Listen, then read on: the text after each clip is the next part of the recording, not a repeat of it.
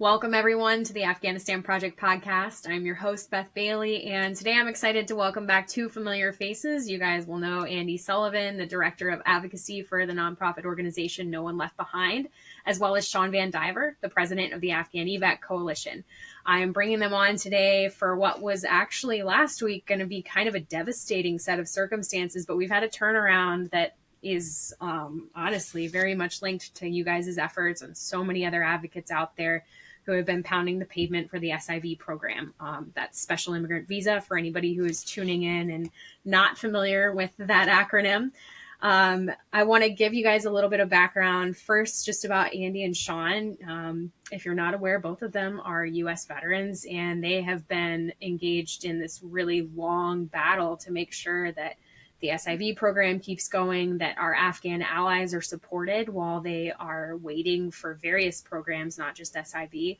And they are, you guys have huge teams of people supporting that effort. You are doing great things. And so for background about these dire circumstances that the SIV program was in, I will do that. And then I'm going to pass the floor over to you guys to tell the real cool story here. So most recently, there were around 8,000 SIVs remaining, and at the rate at which State Department was issuing them, which is a vastly improved rate compared to where it has been in the past, they were going to run out of SIVs in September. President Biden had asked Congress to authorize 20,000 additional SIVs in his fiscal year 2024 budget, and as of last week, there had been no language to authorize additional SIVs. And so many people were very concerned the SIV program was going to be dead. And for people who've worked so hard to support it, that was a really devastating set of circumstances. And so now I'm going to pass it over to you guys. Andy, I want to start with you about where you were in this process, the kinds of efforts that you were supporting, and when you really had to kind of hit the ground running real hard for this effort. Yeah, thanks, Beth. So we've been working on this issue. This really is what we focus on is SIVs and specifically, authorizing more. So we've been working on this now for years. Back in 2023, the Afghan Allies Protection Act was introduced. It would authorize 20,000 more visas. 20,000 was a number that the president in his fiscal year 2024 budget request put out there. We think it was a great starting point to make sure that we're supporting all of our Afghan allies. As it progressed through the FY24 funding cycle, as your viewers are probably aware, we are 6 months into the fiscal year of 2024, which is a little off trajectory for how we're supposed to do budgeting, but que sera. So as it was progressing through, the Senate actually did include that 20,000 that the president had requested. We were very heartened to see that. Unfortunately, the House had not included any in theirs. And, we were advocating, we were working with the Shaheen and Wicker offices in the Senate, both of whom led the Afghan Allies Protection Act of 2023. We were working with them. We were working with some of our House leads, Rep. Earl Blumenauer, Rep. Brad Wenstrup. They were pushing really hard on their House congressional colleagues to include this language. But I don't think people realized how dire it was. And it was dire in part because of a lot of the successes that we've realized with the State Department, the USG, and then civil society, Afghan Evac, our colleagues in Evacuate Our Allies, all of us working together. We've seen just such improvement to the program where, in years past, we were seeing maybe 100 visas issued a quarter sometimes. We had seen such improvement where, we were seeing 700 a month. That was in February. The State Department alone January, State Department alone issued 708. In February, we think it's going to be closer towards 1,000. So we had this just marked near exponential improvement. The problem is, you're consuming these visas and we've not done the back end work to authorize more. So there was this kind of moment of realization of, oh, wow, a month or so ago, we're going to run out of these and we're going to run out of them quickly. I think we flagged that obviously for the USG. They were tracking it, but we, really said, hey, make sure you're seeing yourself here. We need to get the fire lit under Congress. And, it's been great working with Shawn and Afghan Evac and then Evacuate Our Allies. We're members of both coalitions. But really here in the last month or so, we definitely have, called in the cavalry and people have helped. I think that's probably a good point to turn it over to Shawn to talk about his hectic but successful last couple weeks here. Sure. Thank you so much, Andy. And thanks, Beth, for having us on today. It's always a pleasure to get to hang out with you and Andy. Listen, this was coming up, like Andy said, we were talking about this. We were talking about the fact that visas were starting to run out. I got to credit the White House. They saw it coming before anybody else in the government. They were pushing on it and saying, hey, we need these 20,000. State Department, they have a lot of different parts, and it's not just them that pull from these numbers. It's them and DHS for domestic resettlement. And so we kept saying, like, hey, we think this might be a challenge. Hey, this might be a challenge. And they were like, no, we never run out of these. And then we flagged it actually for one of the senior folks at Consular, who's been an incredible ally, Assistant Secretary Bitter. And she like jumped into action and said, oh my God, you're right. Like this is a challenge. And I got to tell you, after that, we had our Afghan evac NSC call, and we all sort of like acknowledged that this is a big problem. And we pushed it out to all of the senior USG types that are working on this. And I think sort of they had a big realization over the past month, 2 weeks, month. And I got to give them credit. They all stepped up and started pushing. And, we'd like to have seen that a long time ago. But I got to tell you, we spoke at South by Southwest on March 10th. And it was myself, Lila Kostani from Honor the Promise, another advocacy organization, Mera Tekach, the coordinator for Afghan relocation efforts, and Curtis Reed, the White House National Security Chief of Staff. And at the end of the panel, Curtis said something like very diplomatic, right? Like, oh, we really need to see these numbers, blah, blah, blah, blah. And I jumped in and I said, listen, I'm going to be Curtis's anger translator. I don't work for the government. Fire me. Like, I don't give a shit. We really need to hammer home how important this is. And we used that momentum, evacuate our allies and no one left behind and a bunch of different organizations, Afghan evac and EOA orgs all throughout. We're really pushing it this week. And I think on Thursday, at like 2 p.m., I talked to Andy. I talked to a woman named Chelsea from World Relief. And I said, hey, do you think it would be useful to go out there? They were like, yeah. So I hopped on a plane. It was the three of us and a woman named Cammie who just sort of traipsed about the hill. We met with senior Republican leadership. And I got to tell you, we didn't have a meeting that was met with a no or a disinterest. Once people know about this, they care and they want to do something to fix it. And so I've got to give a lot of credit to Chairman McCall, to Speaker Johnson, to Chairman Jordan, to Leader McConnell, and Leader Jeffries and Leader Schumer. I mean, once this was elevated to the appropriate point, and when Congress starts hearing from advocates like all of us, they listen, they care, but they also have to check in with government, right? And if it's not a priority for government, then it's just not going to get done. They do what's called technical assistance. And if they don't get to it, they don't get to it. And it's sort of like that's one way that these things die.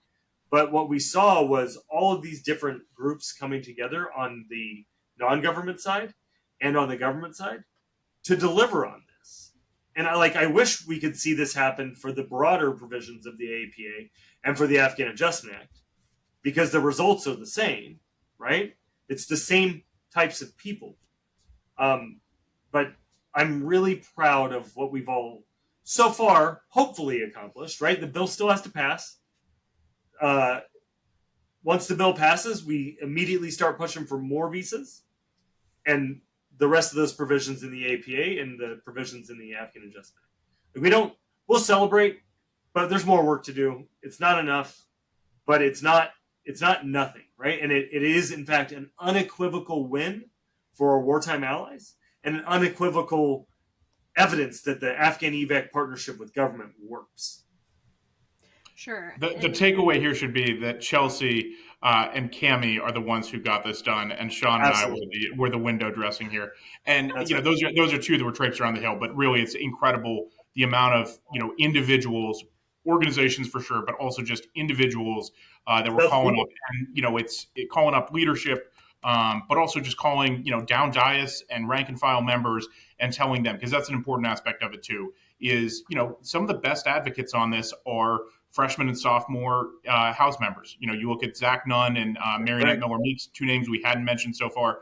Fantastic, both veterans, and both have pushed very hard on this, on AAPA and on Afghan Adjustment Act.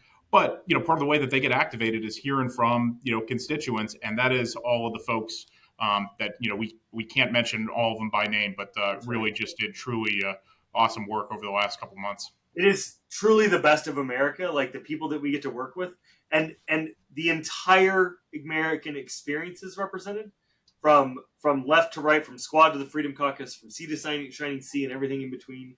You've got like doctors, lawyers, nurses, a children's book illustrator. We got a grandma from New York who watches her grandkids at the kitchen table while she's helping our allies.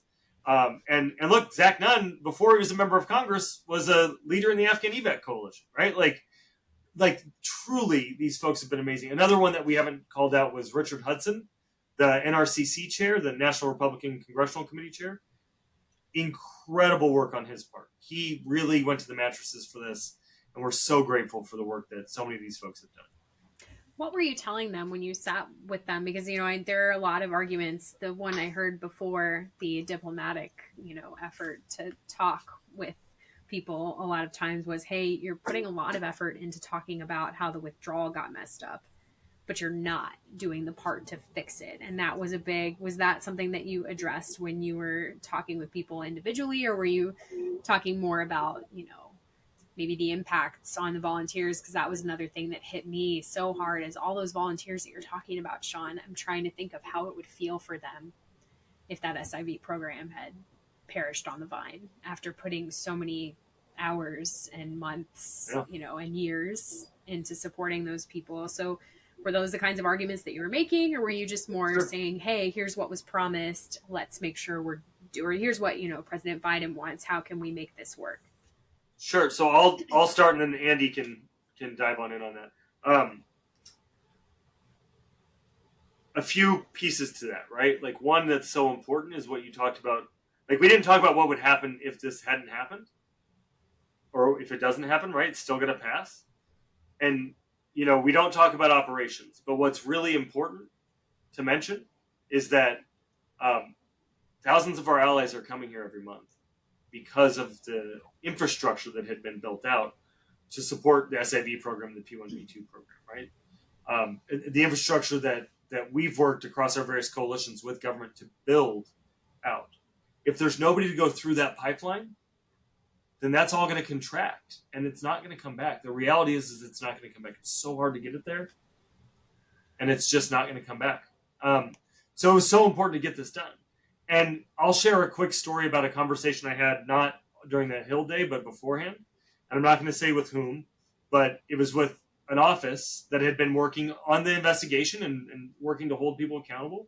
And I said, look, if you don't get vocal about this, if you don't step up and do something about this, all these, you're going to lose the goodwill that you've built with the veterans organizations and all of this cross-section of America. They're going to think you're full of shit, because if you're not taking action, then you are. And we know that you care about this, and we know that there's a lot of politics involved in all of this. But Afghan allies didn't tell us about the politics, the political hurdles that they had to navigate to come work for us, which meant putting a target on their backs. So fucking step up and do it. And to their credit, they did. So I think there were some tough conversations, and there were also some, like I said, we didn't meet anybody who didn't care. The idea was we had to make sure that they understood that this couldn't wait to the next bill. And what we would see oftentimes on the Hill, even in some folks that were leading on this, was a willingness, and this has happened with the AAPA, or less so with the AAPA, I think, but with the Afghan Adjustment Act, the idea that we should just wait around for it to get into a bill that's like 6 months away. Like, well, the strategy is to go for that. Well, no, fuck. That strategy is not working. It didn't work the first year. It didn't work the second year. We need to push for whatever bill we can get this into. And the truth is that when this bill passes, it's 99% sure to be the last bill that passes until the election happens. So this was a crisis, and Congress works well on a crisis deadline, right? So there were some conversations like that, and I'll let Andy speak to what we talked about in the rooms while I was there, but that's sort of my input on that. I'm not going to lie. This is, I feel like I'm in the upside down world. I just heard Shawn VanDiver say Congress works well. Now, granted, he caveated it at the end there, but those are words that did come out of his mouth. So that is strange days indeed. No, we're going to edit that out. No, we're not. One thing that just stood out to me, and I hate to diverge from what we were talking about here, but Shawn had mentioned veterans groups. I should have mentioned them as part of all the people that are working on this. The American Legion, VFW, IAVA. We didn't talk about them. They've been fantastic. We actually had done a press conference with them about a month and a half ago when we were working on the national security stuff. With Honor's been amazing. With Honor's been fantastic. So we had done that with them. They have been great. So your kind of traditional VSOs have remained very involved in this as well, have been instrumental, and I wanted to make sure we gave them their due by name as well. To the arguments, to your original question there, Beth, I think Shawn hit it pretty well. But some of the other things that we mentioned, yes, there's a political argument to it of, hey, if you are going to hold the president accountable for the withdrawal and you're going to talk about the withdrawal, well, you owe it to try and come up with solutions to the problems that you see that exist. And if you don't authorize more visas, the president's going to be able to credibly say, hey, I got all of our SIVs out that I could. Congress failed to act. So we made that, but we also really lean into the policy. I mean, it's a good policy argument. When you look at America's long-term national security, it's very much dependent on our network of alliances, partnerships, and friendships. It does not send a good message to allies in the Western Pacific or Eastern Europe or the Levant if we're not standing with our allies from our longest war. It sends a very clear message to adversaries and allies, and it's not a good message. So, how do we make sure, we're shoring up our national security by standing with them? We also, you addressed it, the kind of moral injury there. When you look at the spate of, I believe it was a 300% increase in veterans calling the Veterans Crisis Line right around the withdrawal from Afghanistan. There's been a very clear, moral injury to many of the 830,000 odd Americans that have served in Afghanistan. By leaving our by leaving our wartime allies behind, we're just encouraging that moral injury. So we very much leaned into that argument as well. And then lastly, economically, if you just look at how incredible our recently arrived Afghans are, and especially because we're talking about the Special Immigrant Visa Program here, I think all of our Afghan allies that have arrived, even via other immigration pathways, have been just incredible net economic benefits, but especially for SIVs. Most of them are polyglots. They're speaking, Dari, Pashto, Hindi, and English at near fluent levels. They have incredible education from, healthcare to engineering to, you kind of name it.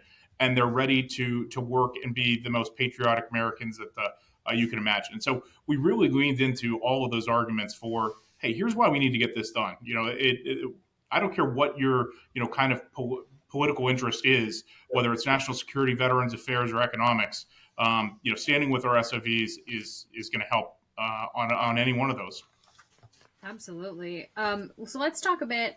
Obviously, we are at the point where we haven't seen the actual bill, but people are talking about what it does contain. And so who would like to speak to that? What we think is going to be coming out probably tomorrow or late this evening? I'm happy to take that, and I'll take what still needs to be done afterwards. Yes, please. Before I do that, I want to speak to the last point that you made about Afghans' economic impact, and I want to sort of talk about civic engagement, right? Like all of this shit that we're talking about right here is the result of civic engagement, right? Folks that are involved in their communities, and I mean that's how I met my buddy Lucky, who I got involved to help. He's now a pillar of his community in Fort Worth. He owns the Afghan halal market there and the one in Oklahoma City. He's hiring folks that are new arrivals. He is gathering people. When Curtis Reed, the White House National Security Council Chief of Staff, came out to Texas to meet with the Bush Center, he asked me, like, is Lucky available? And he set him up, and like Lucky brought in this like uncurated group of Afghans. So just like the folks from his community, and Curtis sat there for hours and listened to their challenges. And then I started getting phone calls from agency heads like, hey, this happened. Like, oh, what do we need to do? What if we did this? What if we did that? And so like Afghans are coming back. They're making a big economic impact. They're hiring other Afghans, and they're staying civically engaged and making the world a better place for others, for us and others. So really incredible, which is why we're hopeful that in the bill tomorrow, when the bill language is released, we'll see that there's at least 12,000 visas in there, increasing the cap from 38,500 to 50,000 or to 50,500. I'm bad at math, folks. And then hopefully a reauthorization. We've heard until 2026, but that's less. Like I'm less sure about that. And that would mean that people would be able to serve for implementing partners and others up until then and apply. And an application is simply just an email to MVC saying, hey, I want to apply for the SIV program. And then you can continue building your application from there. So if it sunsets, that doesn't mean that the processing stops. That just means that there's no more applications that can come in. Andy? Yeah, thank you much, Shawn. That's what we think is going to be in there. I'm very optimistic like Shawn. I would also say that I think, right now as they're doing this, they're very much doing the whip count as well. So Congress will, if the text drops, that's great. Congress will still need to pass it, so it has to get through both chambers. But we are optimistic that they're doing the whip count now. So whatever the text says is highly likely to pass into law. That said, there's still plenty of stuff that needs to be done. We took some of the language from the Afghan Allies Protection Act, but not all of it. The Afghan Allies Protection Act had 20,000 visas, not 12,000. It also extended the program out to 2029, not 2026. Those are really important things. 20,000 visas also, to my, in my opinion, was always just a starting point. Right. Our going, belief is if you serve the U.S. for 1 year and you're SIV eligible, you deserve the pathway here. You're at risk. Your family's at risk of reprisal. You deserve to come here. The 50,500 if we get the visas, that's still an artificial construct. I mean, that's a self-imposed limitation. There's no reason to have that. If you are SIV eligible and you served and you have a threat on you, you deserve to be here. And all of the Afghans that served with us have a very credible threat. So we want to make sure that we have more visas available. That's moving more in another appropriations bill or, the defense bill in 25, whatever it may be. That's a big one. And having additional visas available isn't a bad thing. Like it's okay to have more visas than you need. There's not a cost associated with it, right? So if you authorize these visas but you don't issue it, there's not a cost associated with it. So Shawn's got a great point there. The other two bills that we mentioned, the AAPA and AAA, there are other provisions in there that are very important relating to SIV expansion. So Afghan Adjustment Act would expand SIV eligibility to novel populations that are uniquely at risk. I know your audience is familiar with female tactical platoons, some of the bravest women on this planet. AAA would make them eligible.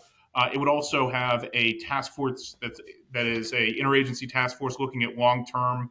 How do we make sure we totally complete the mission? We think that's incredibly important. Within AAPA, one of the things that stands out, we say 1 year of service to be SIV eligible. Yes, it makes sense to have a minimum service requirement. However, it can't be too rigid. Right now, if a Afghan was injured while serving alongside U.S. forces, so we'll say, injured in an IED strike sitting next to a U.S. soldier, and they could not continue to serve because they were a bilat amputee, if that happened to them at their 300 day of service, we can't give them an SIV. That's crazy to me. So AAPA would make sure that those folks are SIV eligible. There's just a lot of really good stuff in both of those bills. So we would love to see them come up, via regular order. I would love to see a kind of return to that. Congress always talks about, debating the merits of bills on their own. So I would, hey, from their mouth to God's ears, do it. Vote on it. Take a vote. Yeah. Absolutely. One important thing I think about the AAA, like Andy talked about female tactical platoons, we can talk about ANISOC, like anybody who served alongside American troops can be referred into the P1 program, but they have to do it, right? And so that means that they have to know an American that they're in contact with, that served with them, who is willing to write the referral letter. So those folks can, in fact, come here through the P1 program right now as it stands today. But what about all those folks that are at risk and were shy and didn't take contact information, or any number of things, or their contact died, or whatever it was? So these bills are critical, and I like what Andy said. Like, put it on the floor, fucking vote for it, man. Show us, stand and be counted. That's what I want to see. Every member of Congress needs to stand and be counted on these issues. Right. Especially when, I think about the prosecutors who I don't know Yeah. if they were actually included in the AAA language or if that was something that they were trying to get included. But I mean, think about that. You spent your life putting Haqqani bad guys and Taliban bad guys behind bars only to have those people be released from BAF. And, now it's like, oh my God, there's, 100 people who want to kill me. And that was because I implemented the rule of law for Americans. Like, they need to be included too. There are so many populations that we just didn't think about properly. That's right. And that if you guys sat, it makes me want to head up let's do another round, get more people together and go visit some congressmen and say, hey, here are other groups that we really need to think about. And like you said, put it before them.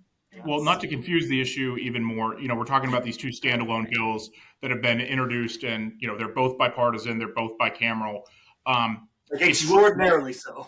Extraordinary, yeah. I mean, totally equal in the case of Afghan Adjustment Act. It's a 1-for-1 as people come on. So one Republican, one Democrat, and that's been very intentional because it is a bipartisan thing. One thing that I would also highlight in the national security supplemental that is still out there, it's been passed through the Senate, has not been taken up by the House yet. One of the really disappointing things, that bill, there was originally immigration language in there, because even though we know that this is not a southern border migration issue, our issues are separate. Unfortunately, just the construction of how Congress is, it falls under the purview of immigration. There was a really great section of that bill called Fulfilling Promises to Afghan Allies. It made some really important improvements. You had brought up prosecutors. It specifically mentioned Justice Department officials, prosecutors that had worked there and was going to offer them novel protections via a P2 program. It was going to offer them the ability to actually self-refer, so they were going to be able to reach out to Department of Defense to self-refer them. They weren't going to have to actually find an American service member or contact. So it had a lot of really great stuff in this Fulfilling Our Promises. Unfortunately, because that subsection of the bill was in the immigration matters of the National Security Supplemental, it was stripped out. We pushed very hard to have it re-included in as an amendment. Remove all the other border stuff if you want, but this is not a border thing. Include that in there. We had 10 Republicans on board. We had over 10 Democrats that were on board for this amendment, and unfortunately, it just did not come up for a vote as they debated that bill. So political expediency killed some really good provisions that should have made their way in there. As Congress debates that national security supplemental, whether the House takes up the Senate language or whether there ends up being a new bill, if we're doing a national security supplemental that's aimed at standing with our allies in Ukraine and Israel, well, shit, we need to be standing with our allies in Afghanistan that fought alongside us for 20 years. And it needs to be in any piece of national security legislation that comes out. So anyways. That's exactly right. That's exactly right. And look, we heard Andy described that well. Also, I think we need to give a lot of credit to Senators Klobuchar and Moran and Coons and so many folks on the Senate side pushing for this. And Senator Langford. Senator Langford is a AAA co-sponsor, right? Like, we had a great conversation with his NatSec advisor, and they were all on board. They wanted to include it. Yep. They were excited to put it in there, and then it got derailed. Another great name. I'm glad you mentioned it.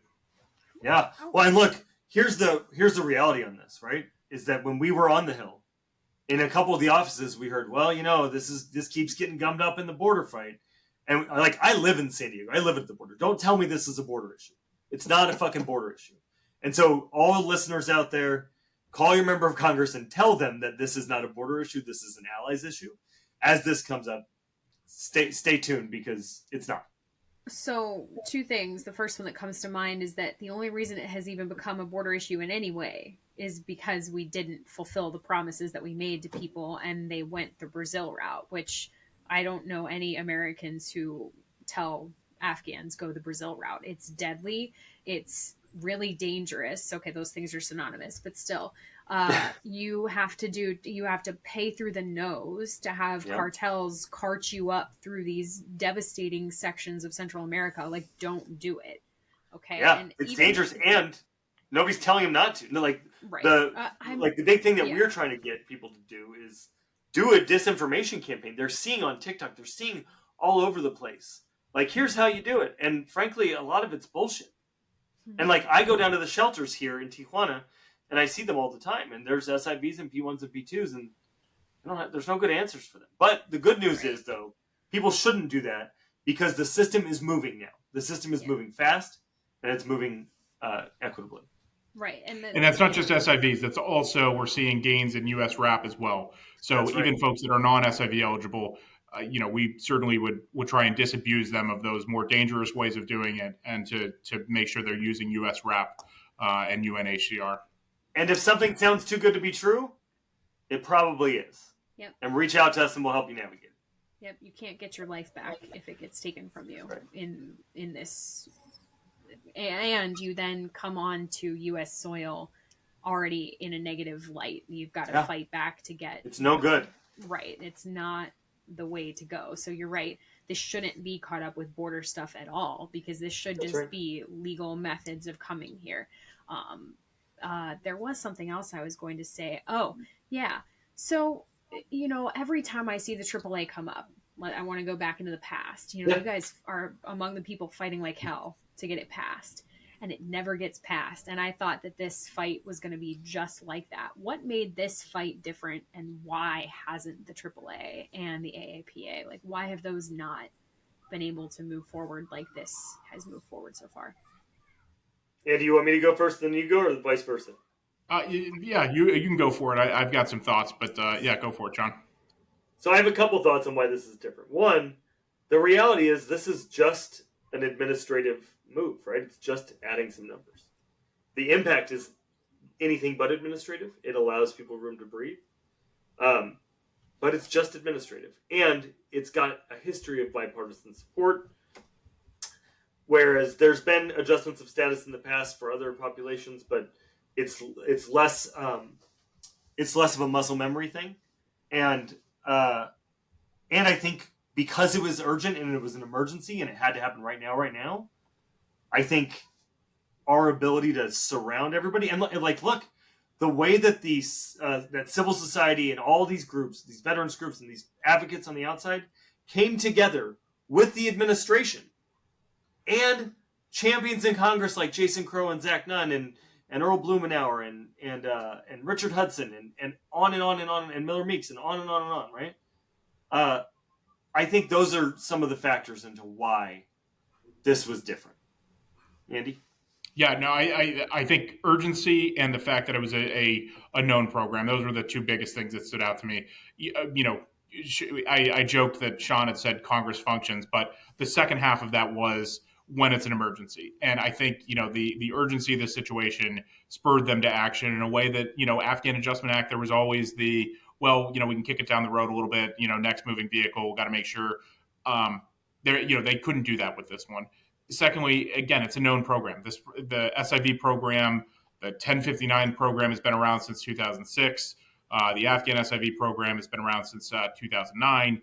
It's very much a known quantity. It has a history of bipartisanship, so I think it was just generally easier for members to work with that. Now, that said, there were still some impressive gains here.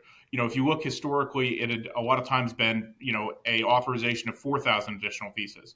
The fact that we got 12,000 speaks to the effort here. So this was not just, kind of de rigueur, what we've always done. There were some very real gains here. But I think the urgency and the fact that it was a known program made that a little bit easier. But I think there are some lessons learned that hopefully we can take for, continued fights on Afghan Allies Protection Act, Afghan Adjustment Act, and fulfilling our promises to Afghan allies. Oh, you got me hopeful again. That makes me feel good. So, we talked a little bit about what more still needs to be done. AAPA, lots of A's. What else needs to be, this SIV program is not perfect, right? It's got some flaws in it. What do you think we need to do to be making sure that we are helping our allies who've been in this process now for years and are often feeling really concerned about their status? Shawn, if you don't mind, if I can jump in on this one. So, one of the things that we're working on, we are not an Afghan organization. We are an SIV organization. And so, we have been saying, how do we make sure we don't have this happen? How do we, one, fix it for the Afghans that are there, but also how do we make sure this never happens again? I think so much of the problem here is the onus of the SIV program has been put on the Afghans, the SIV applicant themselves. The U.S. failed to actually catalog Afghans, Iraqis, as they became SIV eligible. We never said, okay, Mohammed John has, here's his contact information. Here's, where he served and when he served. He's hit his 1 year eligibility here. He hit 2 years here. We never cataloged that. So we've made it very much incumbent on them to prove their nexus to the U.S. mission. And they're doing so in a time of desperation where it's crushingly poor, economic conditions in Afghanistan. And in a lot of cases, they're having to hide from the Taliban. So, how do we make sure that the U.S. government is, that there is an advocate within the U.S. government that focuses just on our wartime allies? How do we make sure that the State Department, Department of Defense, USAID, anyone that's employing Afghans, anyone that's employing local nationals by or on behalf of U.S. missions, that they're taken care of? And it shouldn't just be Afghanistan and Iraq. I mean, you look, we have 900 troops in Syria now. They rely on interpreters right now. There's, I think, a decent likelihood that the U.S. withdraws from Niger. We've had a mission there for over a decade now. We have relied on interpreters there. How do we make sure that we don't do this again? And I think it's one, making sure we are cataloging all of the people that are working for us, and it's proactive and it's not incumbent on them, and it's incumbent on the U.S. government. And then two, it's making sure we have durable and functional pathways via an SIV program that isn't bound to a specific territory. So that's one of the things that we are, really pushing hard on. With that, Shawn, if you had some additional thoughts, or I took us on a tangent away from, I know it's the Afghanistan Project podcast, but I felt like squawking to you about the Sahel and Syria. Yeah, and actually, Shawn, before you go, I want to just say, I don't think we've mentioned this number yet. There are 147,000, more than 147,000 current applicants to the SIV program. And I was talking to somebody about this week who is very much involved in that process. And I said, I don't think that the U.S. government realized just how many Afghans worked for us for over a year while we were in Afghanistan. And maybe if they had been keeping track of that, they would have realized just how... They'd know how many visas they needed. Yeah, well, exactly. And they would understand just how much our presence affected Afghans. I mean, it's something we talk about all the time here about, you're creating this economy, you're doing all these things, but are you doing them in a sustainable way? And are you really thinking about the impact that has? Because this is now an impact that we have had on, what is it, probably 800,000 people who are now waiting because they did that work. If we're planning for NEOs, not only should we be planning for NEO, sorry, I shouldn't be using acronyms, but non-combatant evacuation operations, when we have these plans in literally every country in the world, like that is a function that the State Department has, that those embassies have, we should absolutely be, looking out for embassy personnel and American citizens and green card holders. But, to my mind's eye, for the local national employees that are going to be, hugely dramatically affected by us leaving, it's important that we should have that information, and we should take that as a planning factor, because if we did see how many Afghans had worked for us over 20 years, maybe it would have changed the manner in which we actually left Afghanistan. But we didn't have that information. It was never written into the statute, and that's not a Biden department failure. That is a 4 administrations and about 7 or 8 different Congresses failure there. But it's one that should not happen again. And don't even get me started on how Congress should mandate that we plan for leaving when we plan for showing up, right? Like, we got to plan for the wind down from war as we're planning. Spend as much money, as much time and effort on winding down as we are winding up.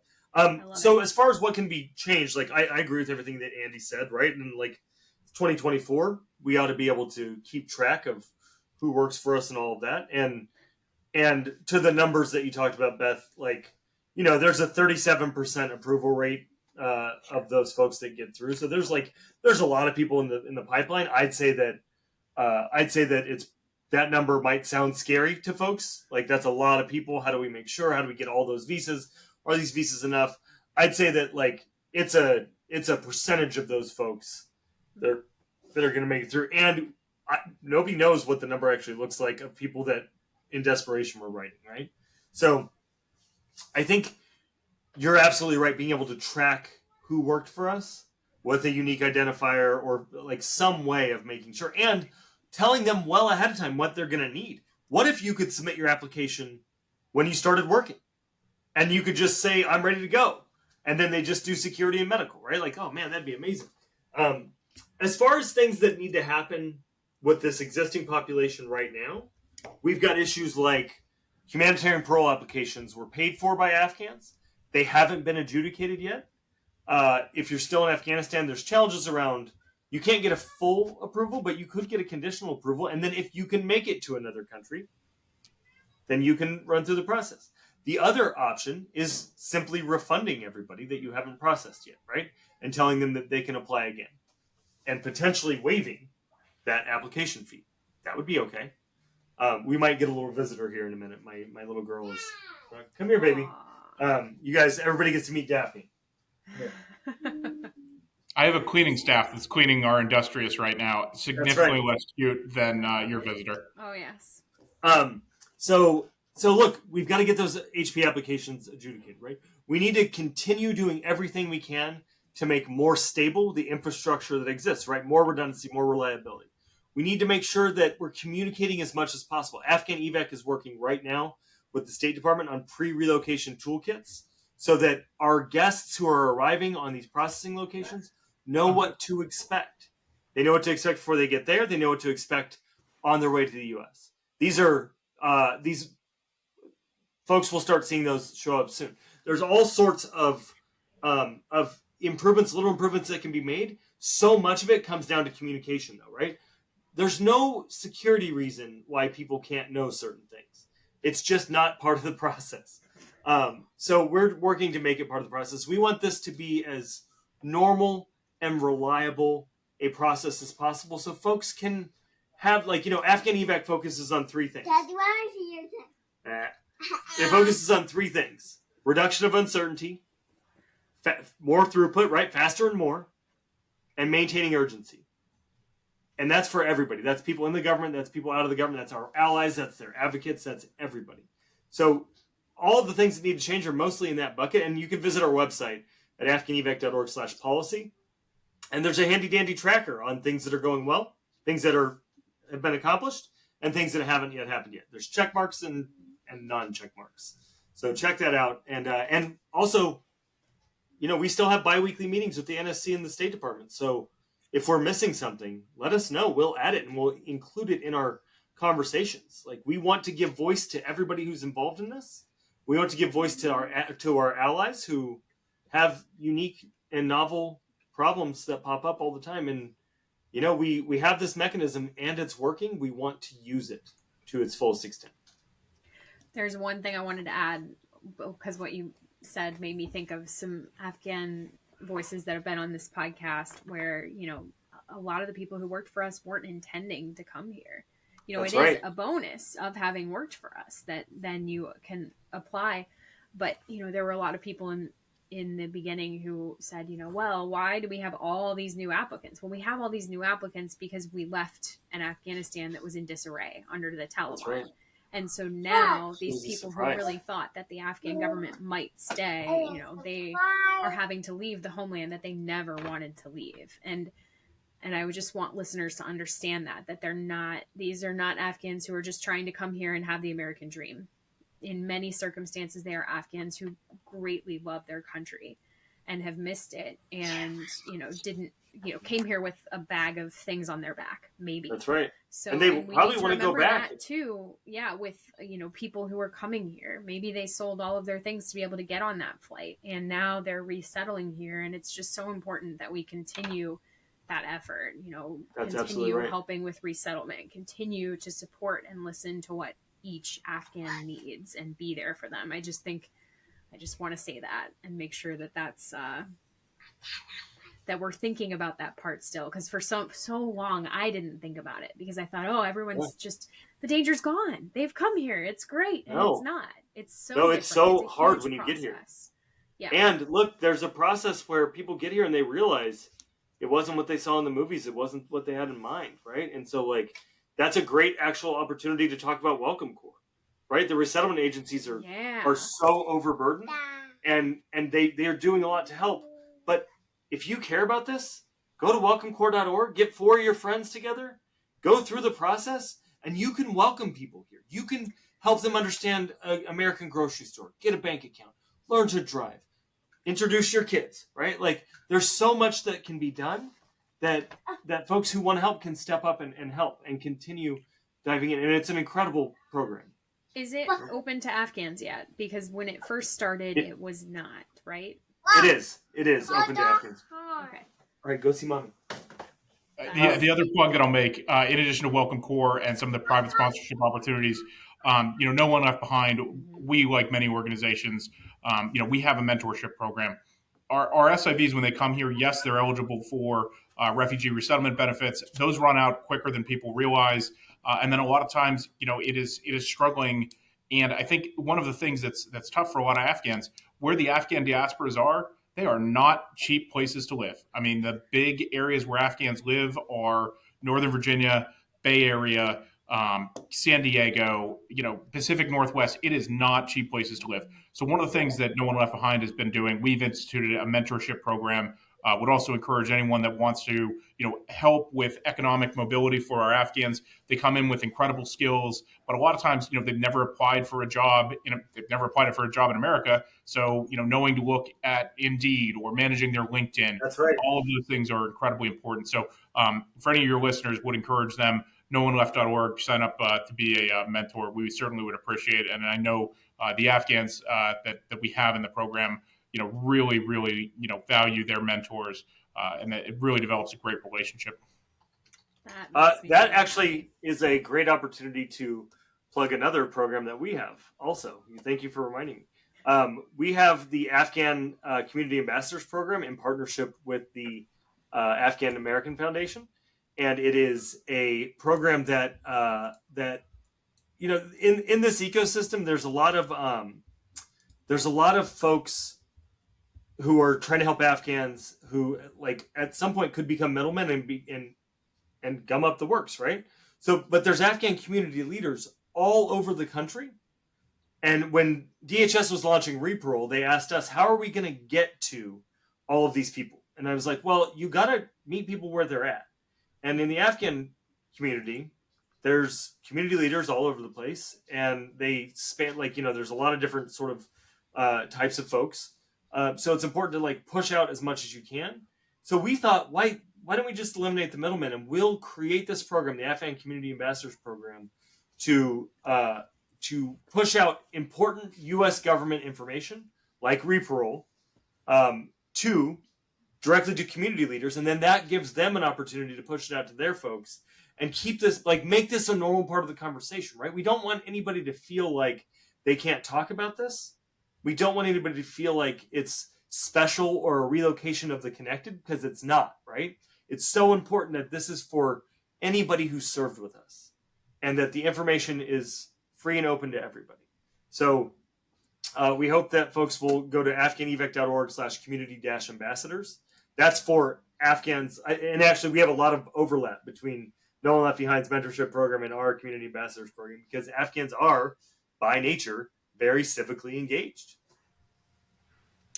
That is, you guys have turned me from having a really angry, when I was setting this podcast up, I had a lot of angry questions for you.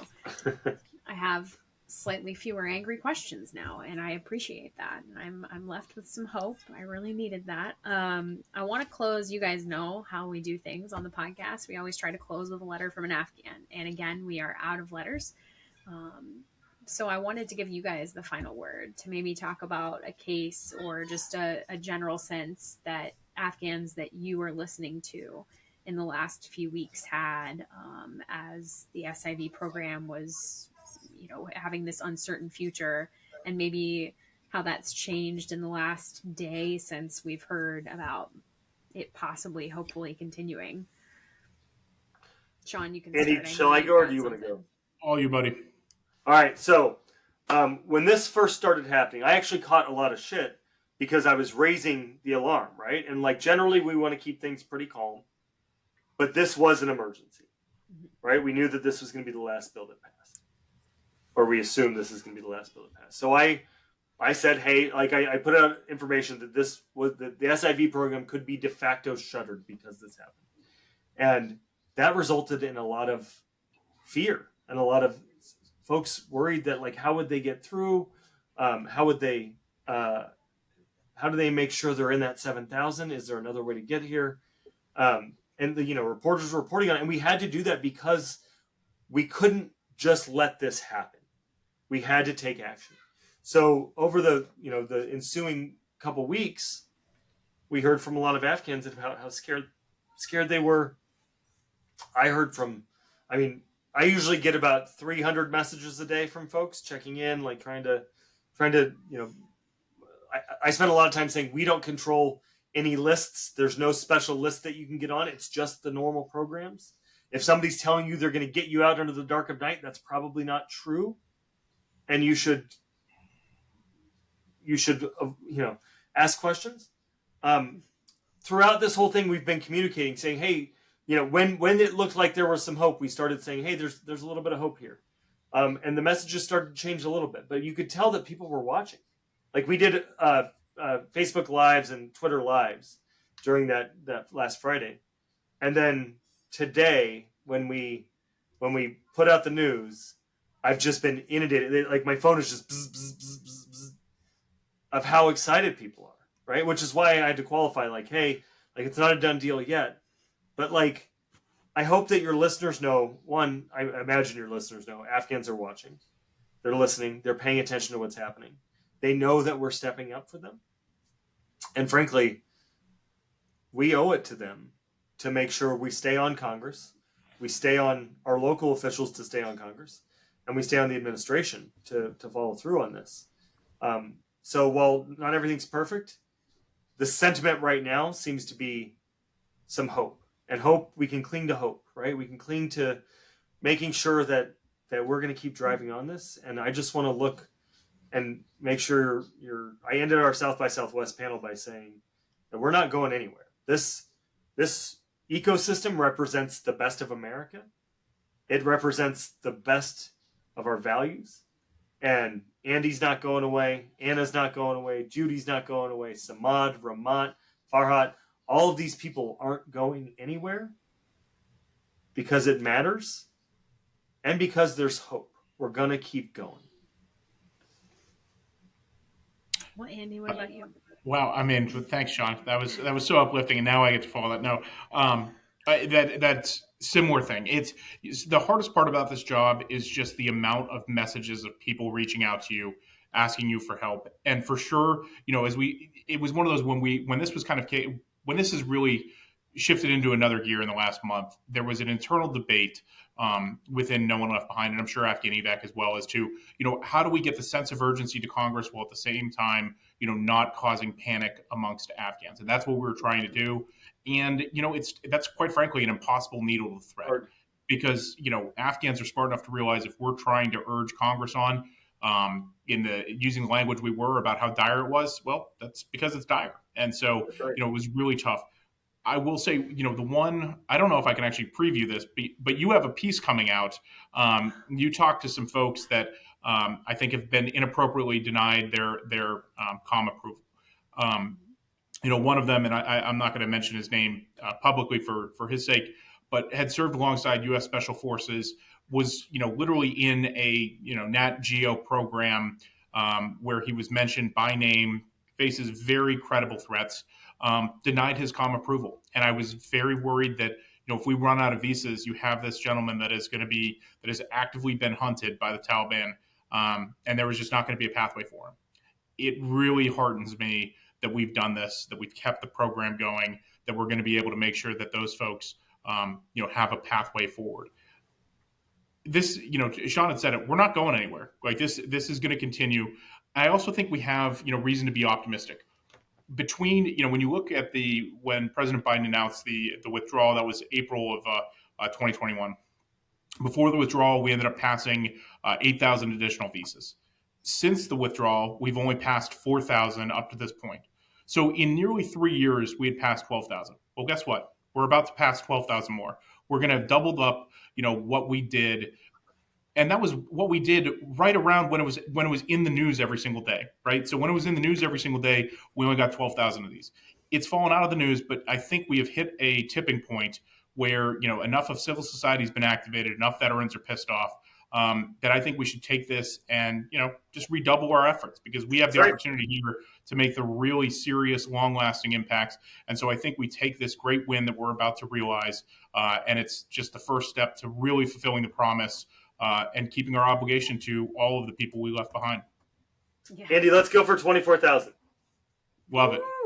Yeah, it was funny when I was trying to convince people on Instagram, you gotta call, gotta say something. And I was telling all these terrible stories about the SIV program and how it had failed interpreters I've covered their stories. And it's like, but if we don't fill it with visas, those people have no shot. And That's it right. is hard, because it is hard. I was thinking about my first SIV case I ever covered, Tom Schuman's interpreter, Zach. And if you all are familiar with that, Killzone on Instagram is Tom Schuman. I mean, he's an awesome dude, but, Zach never got an SIV. He got here. Tom was able to get him out of Afghanistan during the withdrawal. But when he came here, he couldn't prove his eligibility, despite having served far longer than he needed to serve to be eligible for SIV, because of little issues with, where he was working. I think one of them was like a CIA base, and there was just no contract number, no verification. He couldn't get in touch with the person who directly supervised him, things like that. So, these people, and this is somebody who served in Sangin, and Tom recalls the moment when he was knocked out and came to, and Zach was standing over him with his weapon protecting him, like somebody like that couldn't get his SIV, and it just broke my heart. But like I said, if we don't keep going, then we don't have that chance to keep fighting for Zach and to keep fighting. That's right. You told the story. So I'm so glad that you guys did what you've been doing. I could tell, like I think I wrote in that article a couple weeks ago, Shawn is always somebody who's calling for calm. And I knew when you started getting really, this was dire, I knew, okay, this is big. So kudos to all of the people who worked with you guys and have pushed this forward. Everybody, there's hundreds of them, thousands maybe. And they've done amazing things. So thank you guys. I don't know if you have final words, or if those beautiful words before were your final words. Anything else to add here? I'm out of smart, salient thoughts, Beth. Me too. It's 9:20. I'm done. I'm a pumpkin. I will just say that 12,000 SIVs means 54,000 Afghans, right? That's women, children, babies who wouldn't be able to come here otherwise. Because every principal applicant has 4.5-ish folks with them. And that's this community of folks, this ecosystem, has just had that impact. 54,000 lives. Yep. And thank you, Beth, for being one of the first people to cover it. I was happy to do it. It was really important to be part of that fight from behind a keyboard. I was nowhere near where you guys were. I'm so proud to know you. Thank you for coming on here. And, just for anybody who's listening at this point, we've been talking back and forth, the three of us, since this got going, waiting for the news. And so I was so excited to hear it today. It made my heart sing. So thanks for being here and sharing it with everybody here. And, thanks to everybody who's listening and supporting Afghans in some small way. So the other thing, anybody who's enjoying this and maybe it's their first time listening, take a look at the YouTube page, go ahead, enable notifications, subscribe, do all that good stuff. And to everybody who's listening, Tasha Kaur, and we hope to see you again soon.